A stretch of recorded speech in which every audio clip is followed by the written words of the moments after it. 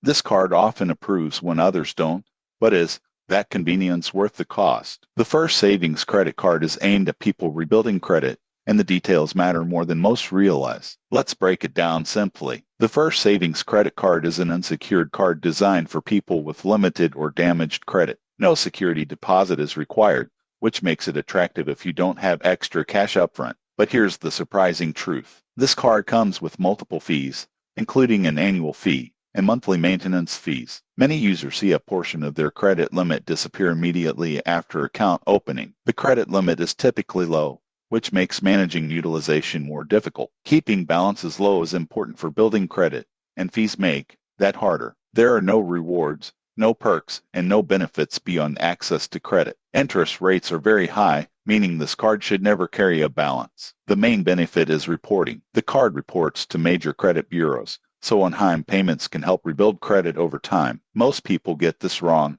and think approval equals progress. The surprising truth is that high-fee cards can slow credit growth if not used carefully. So who is this card for? It should be a last resort for people who cannot qualify for secured cards or lower-fee credit builders. If you use it, the strategy is simple. Make small purchases, pay in full every month, and move on as soon as better options become available. If this review helped you avoid a costly mistake, subscribe for more honest credit building advice. Better credit starts with better choices.